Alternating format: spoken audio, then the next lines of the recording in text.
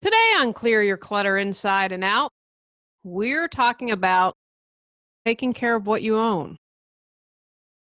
Do you honor all of your stuff, or is it really just junk collecting dust? Why do you not take care of your possessions? How can you take better care of what you own? Learn how to make sure you're respecting your stuff as we continue our month focusing on respect.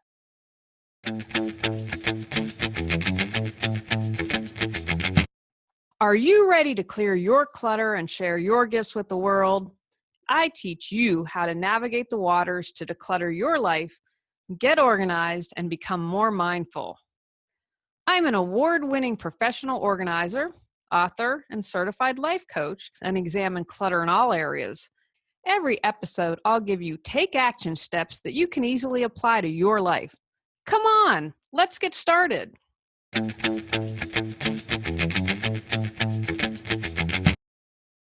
Today's episode was inspired by my husband. Tony takes such good care of things.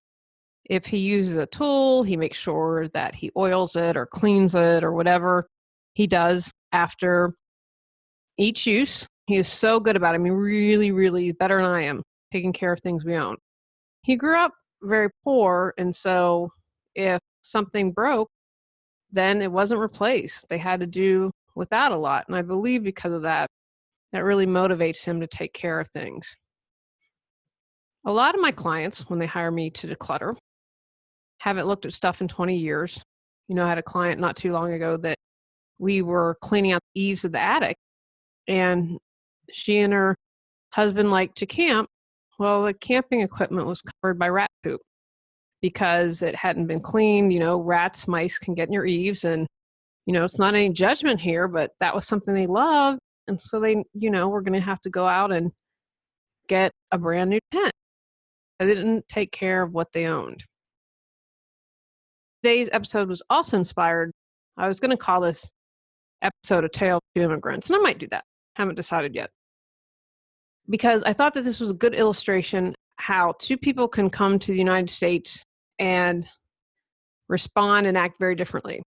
We have a favorite pub that my husband and I like to go to, and people in town will take them. It's just simply a neighborhood pub. We love the people there. It's good food, and it's somewhere that we go out a lot.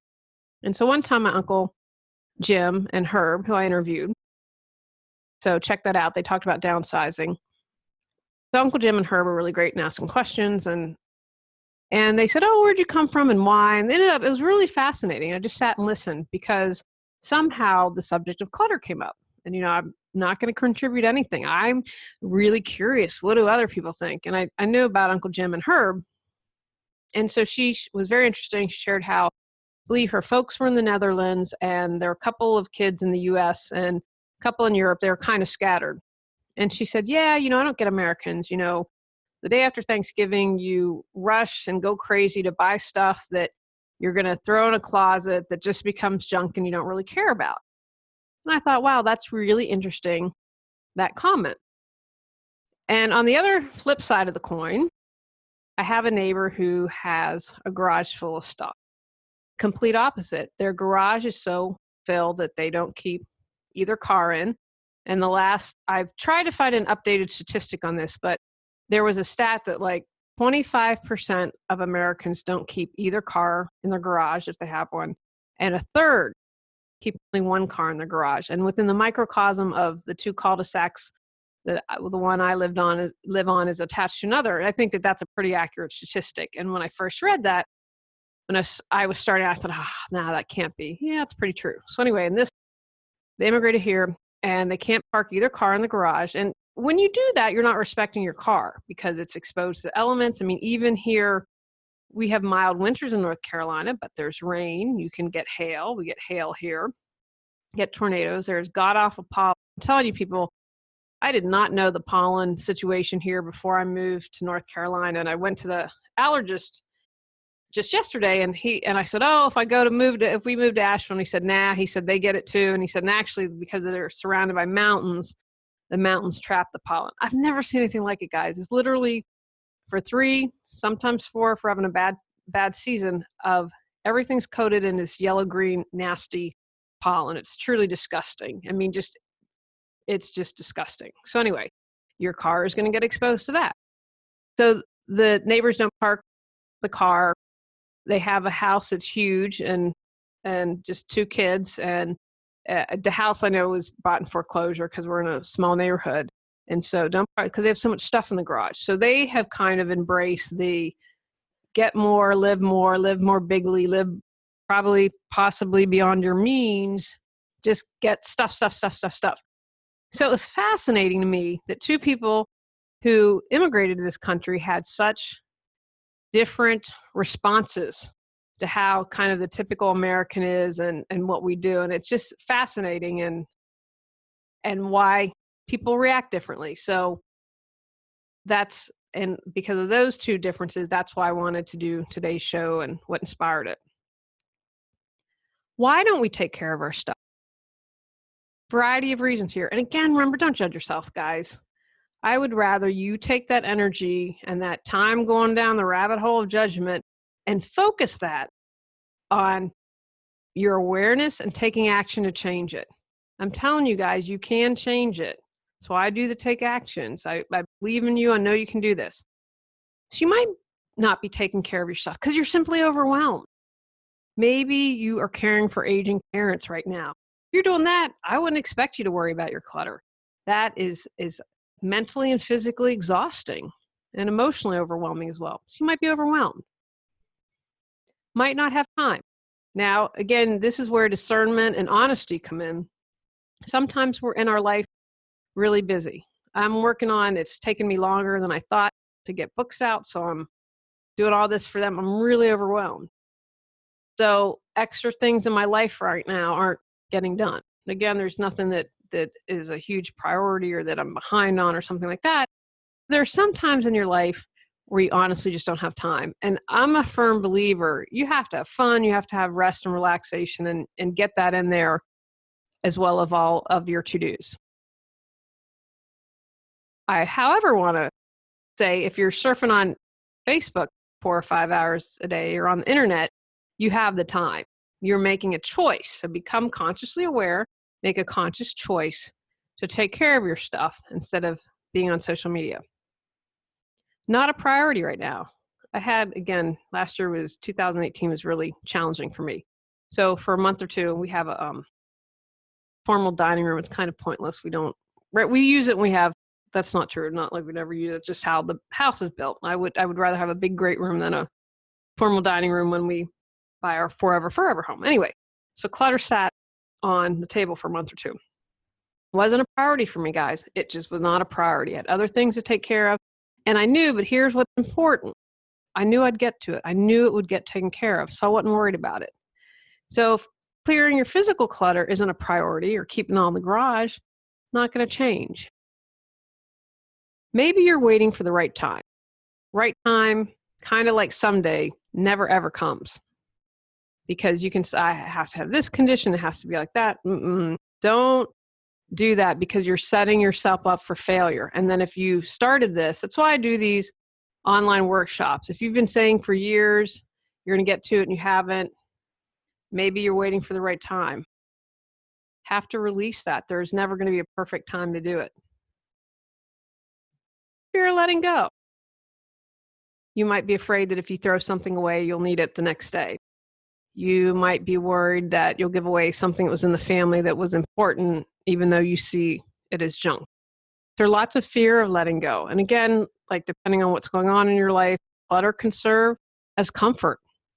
If you grew up in a very cluttered, chaotic household, clutter might feel like home for you. We can understand why you wouldn't want to get rid of that.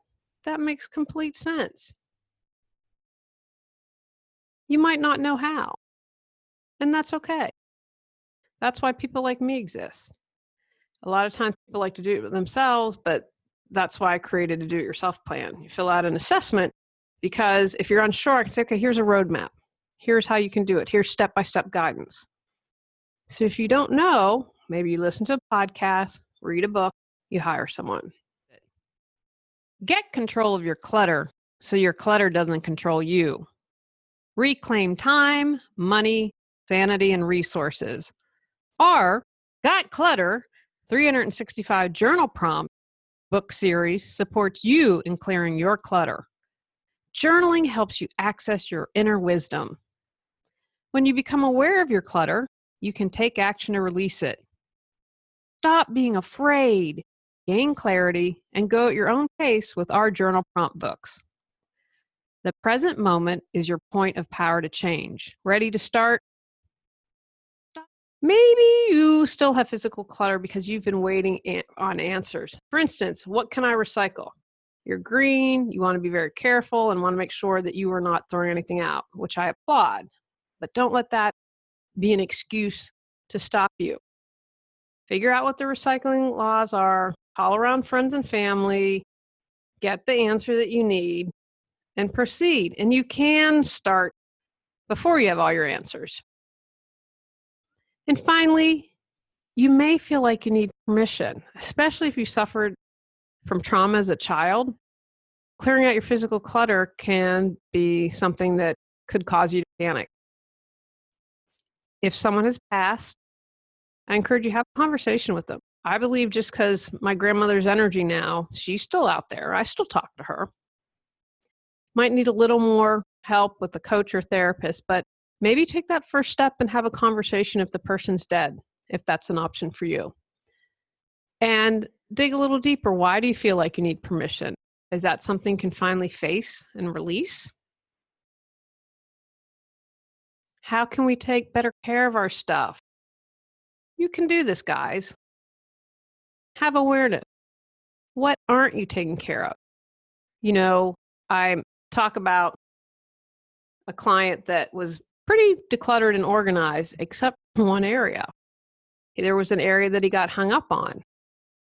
Why is it if you're getting hung up on an area? Or maybe you don't have a lot of clutter, but your closet's a complete disaster. It's the black hole where something goes in and never comes back. But otherwise, you're pretty well decluttered and organized. What's hanging around, collecting, and gathering dust? When clients tell me something's really important or valuable to them and it's collecting dust, I ask them why. Take the time, dig a little deeper. What's going on here? Of all the whys that I told you about a moment ago, not a priority, no time, overwhelmed, etc., what rang true to you? As I was speaking, did you say, oh, yeah, that's me? How can you course correct on that?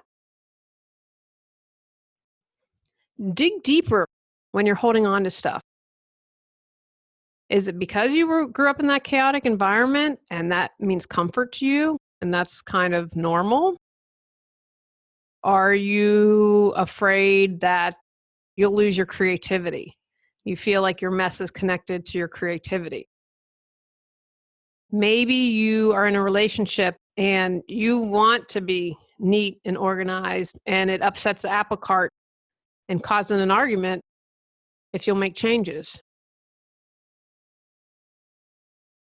Declutter on a regular basis and have priorities. I go through everything we own every single year. I tell my clients that. And what I say is once you've done the gargantuan big purge of everything, and if you haven't purged in 5, 10, 15, 20, 30 years, you're going to have to do a gargantuan purge. You know, even if you're in a 1,000 square foot house, if you've been bringing stuff in for 30 years and haven't been releasing anything, you're going to have stuff to go through. So once you do that big old purge, it's a lot easier, trust me, and you get in the habit. So if you're like, okay, I brought a new pair of shoes, what shoes in my closet can I release? And start kind of getting into those habits, they make a big difference. And if you're very clear on your priorities, it's going to be easier for you to release stuff. You know what? I used to like essential oils, but not feeling I'm not doing it. Let me see if my niece Emma wants them. You know, and then you're getting rid of stuff that's not important to you and blessing and giving to someone else. Organize.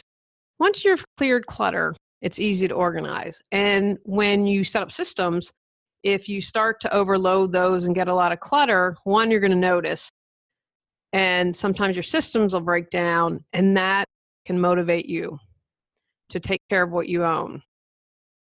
If, for instance, you love books, like I love books, and I have a rule, okay, whatever fits on the bookshelf. And if you're starting to get piles of books on the floor and they're getting dusty, or perhaps the cat has pooped on them. We have an elderly cat, guys. I've gotten quite used to cat poop. So maybe that happens, and those books that were so important and that you love, you aren't taking care of. Don't view your possessions as an extension of yourself. Sometimes people can get caught up in this, thinking kind of their ego and their life is in their possessions. Remember, when it comes to memories, that our memories are in our heart and head. But if you view, like, wow, like if I have all these possessions, people know I've really made it. They'll know I'm successful. No, they don't. You don't need to have a lot of stuff for people to know you're successful. Because for people who see happiness as a success, if you're super rich and miserable, are you a success? Only you can answer that. I can't answer that. But if you don't view your possessions as an extension of yourself, then you can release them more easily and you'll take care of them. And again, when we circulate stuff, we view something and thank it and release it and get it on to the next person if it still has life.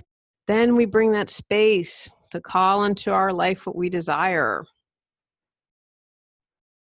Examine your attachments to your possession. I mentioned a moment ago, for sentimental is in your heart, they're in your head. It's not in the gray dish that used to be white that your grandmother owned. I'm speaking from experience. So when you realize that and say, okay, why do I hold on to things? Am I holding on to my ex-boyfriend's sweater because I think we're going to get back together? When you're aware, then say, oh, you know what? I loved him, but he wasn't the right guy for me. I'm going to let that go. And finally, literally take care of what you own. Not a figure of speech. Do it. Do spring and fall cleaning. Talk about my husband. Cleans everything after each use. I'm always putting the dishwasher on eco cleaning. And when he does the dishes, I laugh because it just happened half hour ago. Puts it on the long cycle. Let's get everything cleaned out. Make sure the dishwasher's still running. So if you take care of what you own and you honor it, you're respecting it. And you're respecting it when its life use is gone. Recycle it when it's able to. If it's become junk, release it.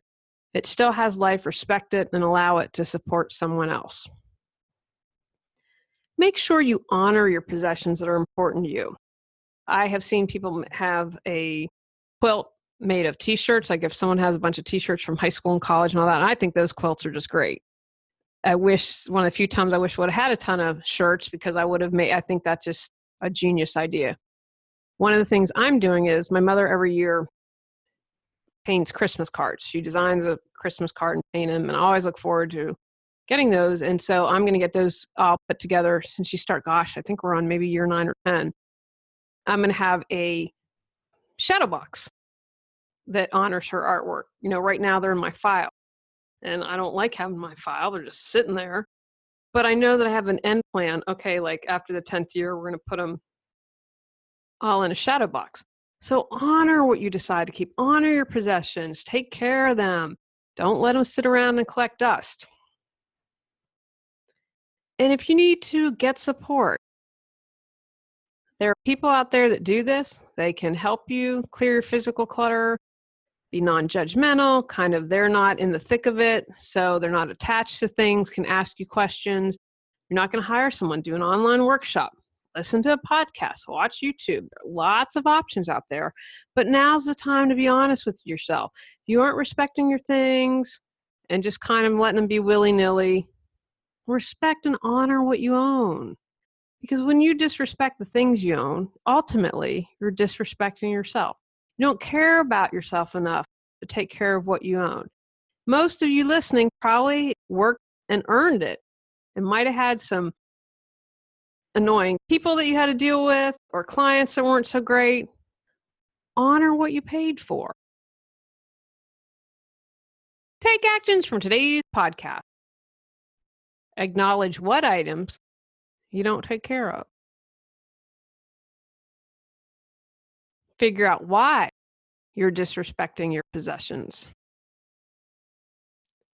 Create a plan to better take care of what you own.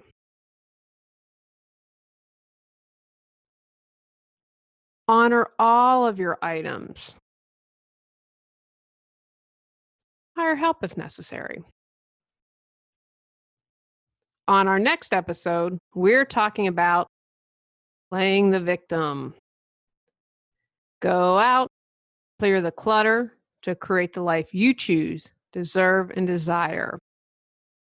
Are you ready to live a more joyful and fulfilling life? Sign up for our newsletter at reawakenyourbrilliance.com and receive a free copy of 10 Steps to Clearing the Clutter Inside and Out. If you enjoyed today's episode, I would love it if you would rate and review the show. See you next Tuesday at 1 o'clock.